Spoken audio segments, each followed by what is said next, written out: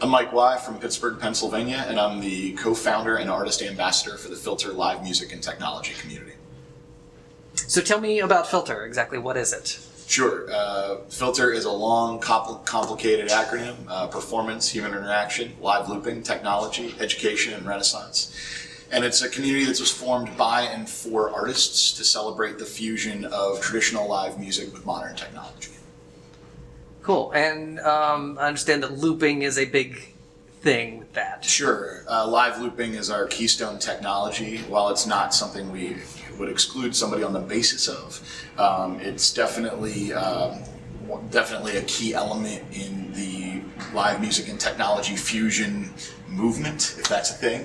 And it's definitely a thing that brought us all together largely in the first place. It was a common denominator in how a lot of us met touring and festivals and things of that nature. This is the part where I tell you about live looping. Yes. What do you, for the people who don't know what live looping is? Sure. For those too busy to go and type it into Wikipedia, because I got to tell you, they have that's always what I'm putting on the. I'm always putting the Wikipedia link. It's perfect.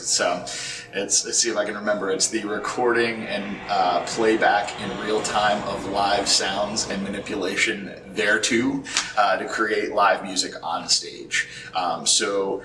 Most people they don't necessarily know what it is the second they hear the words live looping, but they've probably seen it, whether they were sitting in a bar and listening to a classical guitarist layer their sounds in the back of the room, or whether they were standing on stage, standing in a music show and wondering why the artist on stage sounded like a band. A lot of that is due to live looping, where the artist will take different sounds, or artists can be done as a group, layer their sounds together and create a feeling that is bigger than the instrument that they're playing. We've been talking today with artists and musicians about the art scene and the music scene. Is there a looping scene in as its own little sort of niche area, or is they just grouped in with other musicians? Yeah, and if it wasn't for the creation of that niche, Filter probably wouldn't exist.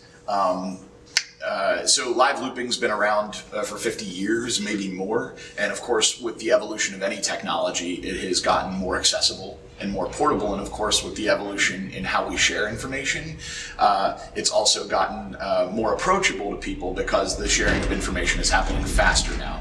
Our first project, our flagship project, our festival, its portability was based on the portability of the US Luca Fest series. And a lot of the things we do in production was based on the Y2K International Live Looping series. But we kind of wanted it to grow our own way, do our own thing, and then also focus more on solo innovation and celebrate sort of the multi-genre, multicultural, and multi-generational aspects, because live looping is a technique. It's not a genre or a style of music. So the oldest artist in our most recent festival was 62 years old. The youngest was 19. The oldest artist was a folk and artist and singer-songwriter. The youngest one was a 4-time beatboxing champion, and literally every type of music in between. And that's really what we wanted to focus on. We wanted to show people that they know and understand this music, and terminology and technology shouldn't put them off from things that they already know and love as music. So, tell me about your take on the Pittsburgh music scene. What's great about it? What could it do better? As far as the Pittsburgh music scene, I've toured nationwide, recently internationally, and I think maybe I'm a little biased because I grew up here. I was educated, got my first music education here. I actually think the Pittsburgh music scene, pound for pound, is as strong or stronger than any market of comparable size. I like the sort of the warmth of it in general. Because of the kind of music I make, I'm a vocal live looper, so I combine a cappella, beatboxing, live looping, and I use a ton of different genres, hip hop, pop, etc. I've gotten to walk in a lot of different roads here that I think, in Pittsburgh, that I think a lot of artists may not have experienced, because I get to walk in the singer-songwriter scene, and I also get to walk in the hip-hop scene, and in the corporate and commercial entertainment music scene, and in the touring artist scene. And I found all those communities to be very, very supportive. I think that there's a tendency to get infatuated with the value of art, and I encourage everybody to access their right-brainedness on the subject and the math in the subject, and understand that like creation is going to overpopulate an economy. So there's a natural tendency to undervalue art because there's just going to be more and more of it in the world. And so there's this natural frustration. We're all beating our heads against the wall about why artists can't get paid and why, those sorts of things. And it's still a product just like anything else, and it has to be built into something that is commercially accessible or not if you want to make a living at it. But I think as long as people here continue to like access their true creation point and their true artistry, and like be willing to make art in a dark room that nobody ever sees and be satisfied with its creation, that eventually they will find things that people like and that will be sustainable to them. So, it's an uphill struggle. We're all rolling a boulder uphill together. And I think that more things that bring us together, that allow us to work together and support each other, and not just creating a false economy of like, I'd love to support your stuff, but I can't, I have a rehearsal and yada, yada, yada. I think that could really, improve the scene, just those two things, realizing that, for the public, what we make is a product. And also that we are much, much stronger together than we are separately. And factions, we're not a big enough city that factions can exist here successfully. That's a great lead into my next question. Really? We're going to support each other. So who, name like just a few or of the live loopers or tech musicians that are making waves around here? Sure. There's a young man by the name of Villain.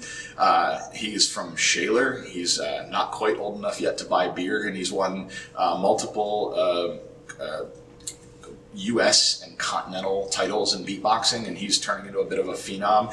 Similarly, Napalm was probably our most celebrated artist in our most recent festival. He's from Greensburg, Pennsylvania originally, resides in New York now, and is presumed to be the next world champion in beatboxing. Has already won every U.S. title. So young artists like that, I think, have tremendous value. I'll go to the other end of the spectrum. I think one of the things, there are people in this community that are far ahead of their time, like Bob Banerjee, who has been doing traditional folk fiddle looping and mandolin playing for years. And I think only through our community and through our outreach is gaining appreciation as a technology artist and not a player of music. And so we have a bunch of people in between that have really experimented with different sounds. We have Dennis Malley in this community who's go out and gigging like a regular musician, playing with an electrified acoustic sound. And a discovery we just made was that Pittsburgh in my opinion, produced a phenom called Abby Adams, who is technically not a Pittsburgh resident, but was CMU educated for 4 years. She's conservatory educated, and what a discovery she was for us at our festival.